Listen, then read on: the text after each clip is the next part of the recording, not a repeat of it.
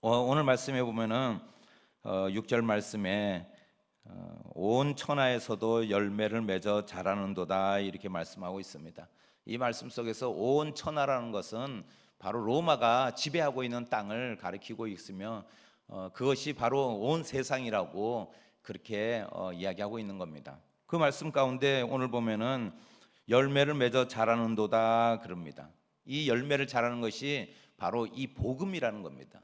복음의 열매가 자란다. 이 복음의 열매에 대해서 이야기하고 있습니다. 복음은 헬라어로 유앙겔리온이라고 합니다. 이 복음이라는 이 단어 유앙겔리온은 근데 성경에서만 사용된 단어가 아닙니다. 로마 시대에 황제가 어떤 황제의 생일이라든가 뭐 즉위식을 한다든가 또뭐 왕실에 뭐 탄생이 있다든가 이런 기쁜 일이 있을 때마다 유앙겔리온 이래서 각 지역의 고을마다 그 전령을 전하는 사람들이 가서 유앙겔리온을 전한다 막 이러면서 그 기쁜 소식을 내가 너희들에게 전한다 이러면서 이렇게 유앙겔리온을 사용했습니다. 이것을 사용했던 그 로마 시대에 이제 신약 시대에 와서 신약 성경의 저자들이 그 유앙겔리온을 우리의 복음의 그런 기쁜 소식, 기쁜 소리 뭐 이런 의미로 이것을 사용하게 되었다고 합니다. 근데 유앙겔리온의 그 의미를 보면은 물론 우리가 세상적인 기쁨 그리고 우리가 좋은 소식 또 영어로는 뭐 굿뉴스 아니면 가스펠 이런 의미로 사용하고 있지만은 구약의 이 유앙겔리온을 해석한 구약의 원어의 뜻을 보면은 하나님의 아들 예수 그리스도에 의한 구원 이렇게 기록하고 있다는 겁니다.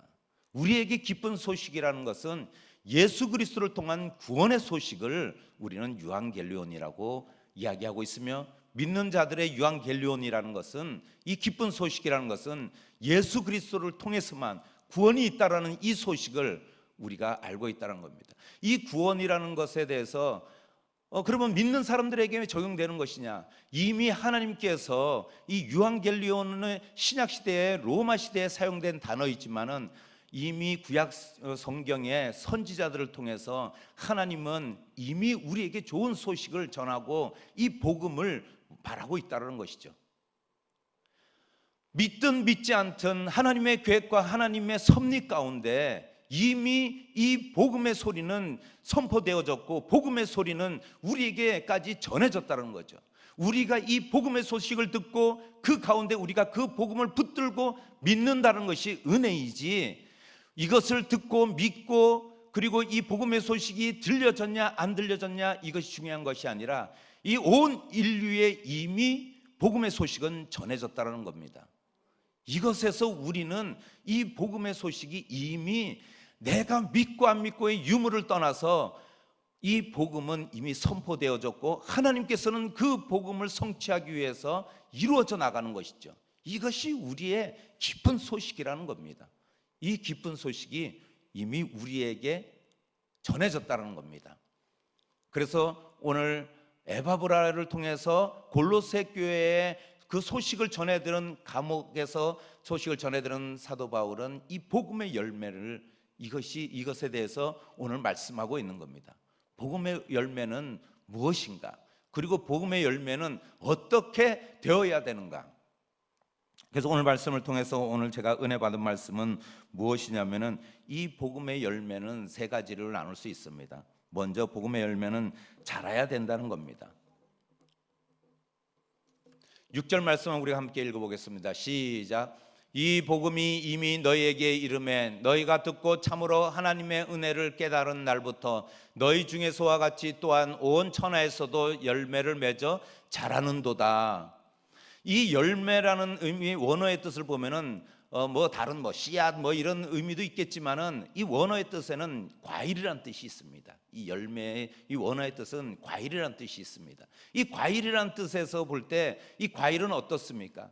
여름을 지나가면서 과일을 맺어서 그 나무들이나 식물들이 그 열매를 점점 보면은 날이 갈수록 열매가 자라나는 것을 볼 수 있습니다. 그런데 열매는 그냥 자라지 않습니다. 우리가 이 복음이라는 것은 그냥 자라는 것이 아닙니다. 아무리 이 여름 때학볕에 햇빛이 내리쬐고 하고 그리고 어떤 시련과 고통이 있다 할지라도 그 열매는 자라난다는 것이죠. 장마철에 많은 비가 내립니다.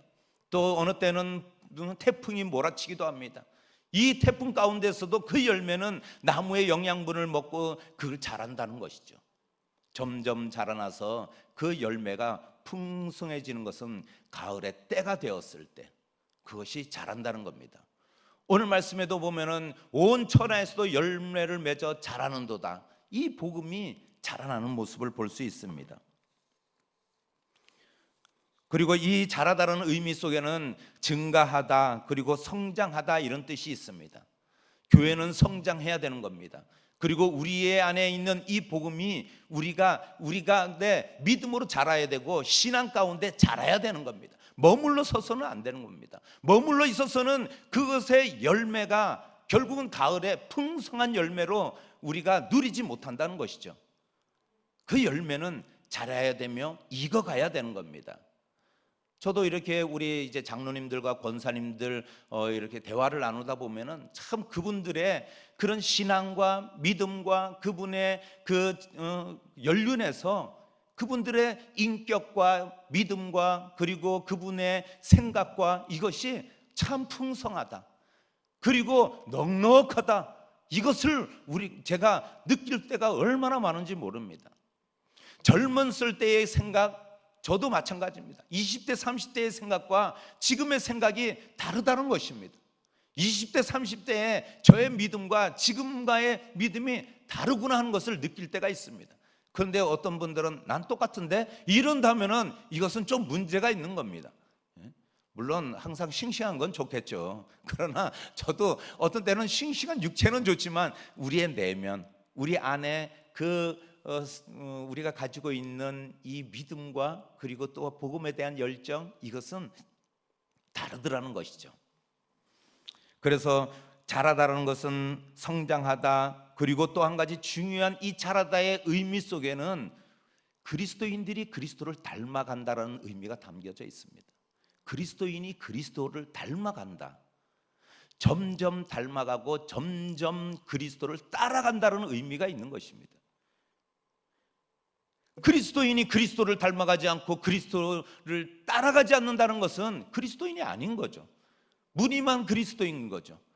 나 스스로 그리스도인이라고만 하는 거지 인정하지 않는 거예요. 그리고 본질은 그리스도인이 아닌 거예요.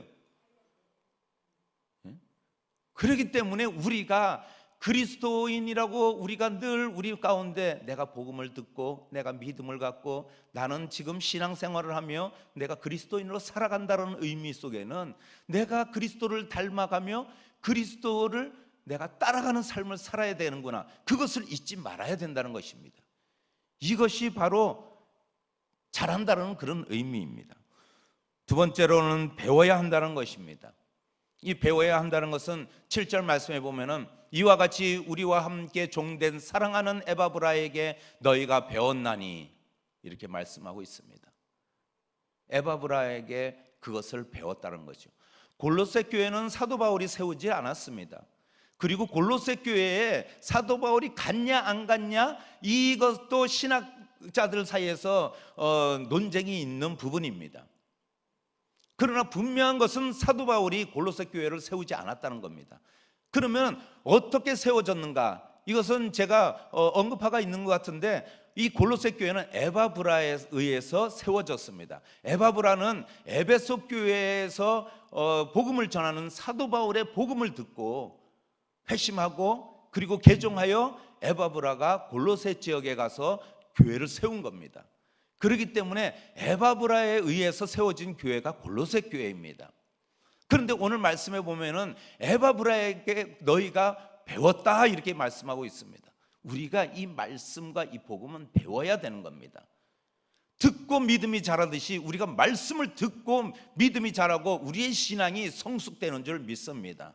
그래서 우리가 늘 예배 가운데 말씀이 있는 거고, 우리가 또한 모임 가운데 말씀이 있고, 또 우리 삶 속에 말씀이 있는 줄 믿습니다. 말씀을 읽어야 됩니다. 얼마나 요즘 좋은 시기입니까? 집 밖으로도 못 나가고, 그리고 늘 집에 있어야 되는데, 우리가 TV도 좋지만은, 그러나 TV 볼 때도 항상 우리가 재미없는 프로 할 때는 그때는 잠깐 꺼두고 말씀을 묵상하고 읽어야 되는 줄 믿습니다.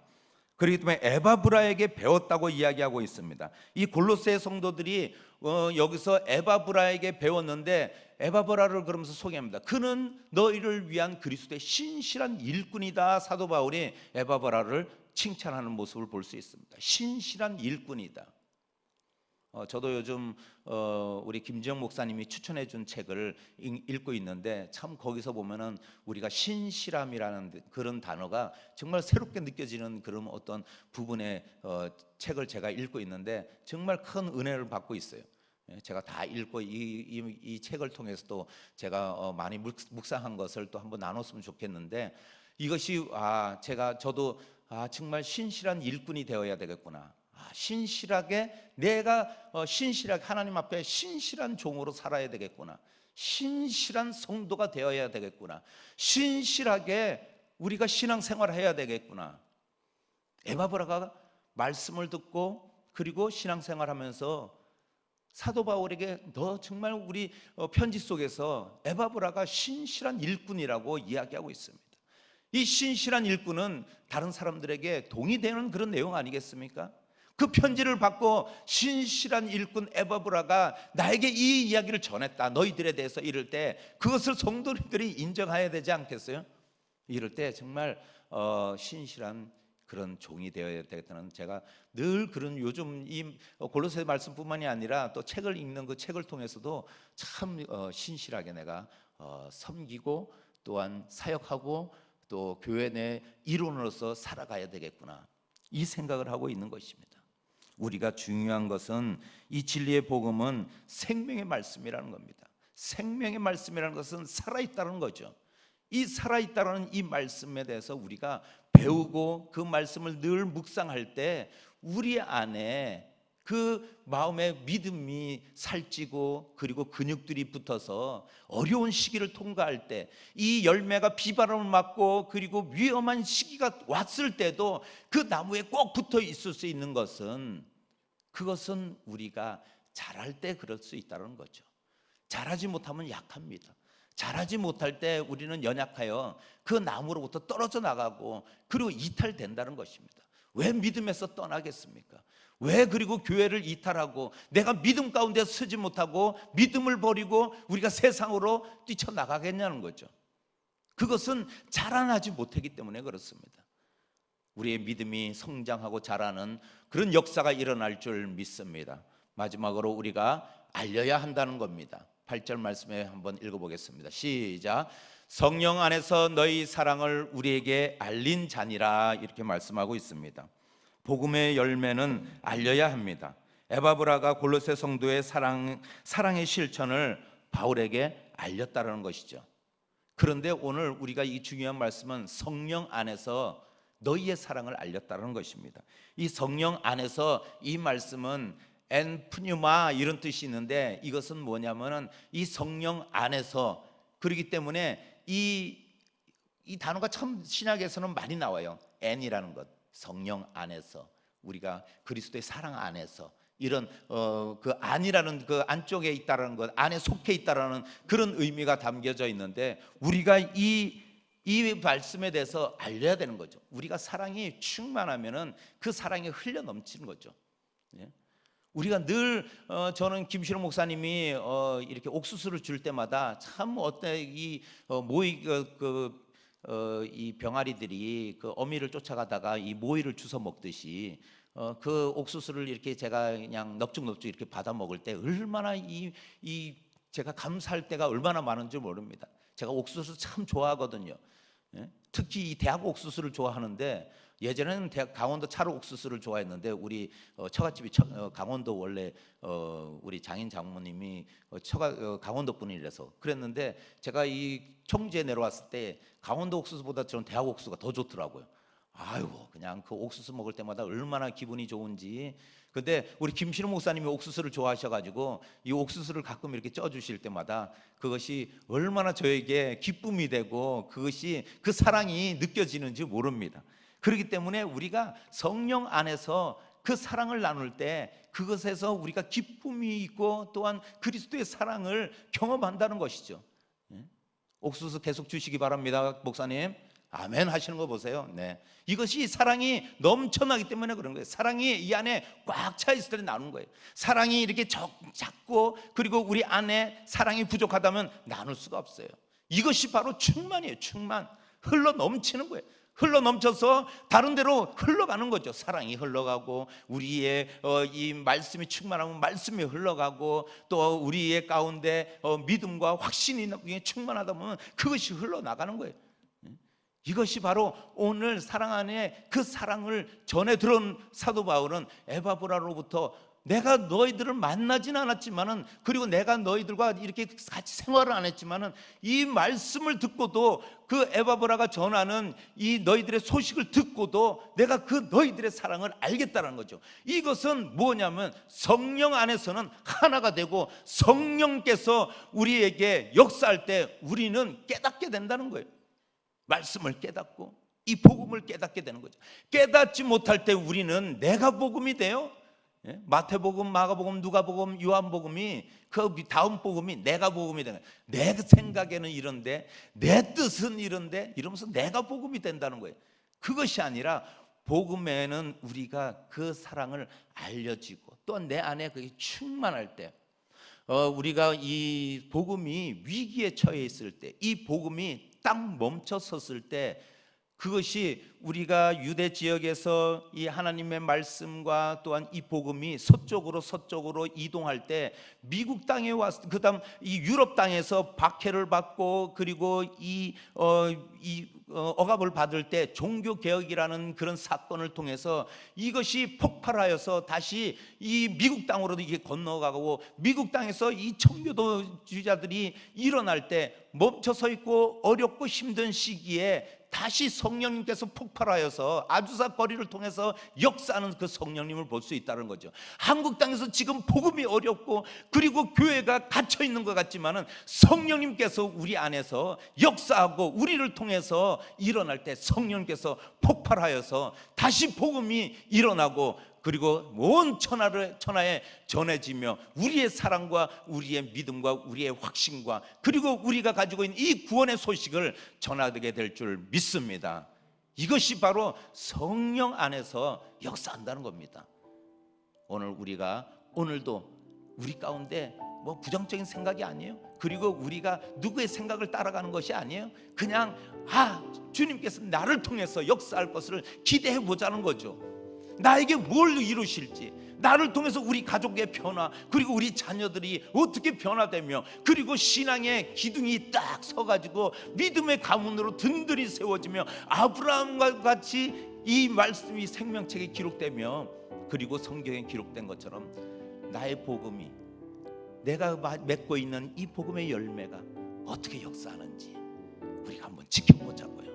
그리고 우리가 기대해 보자는 거죠.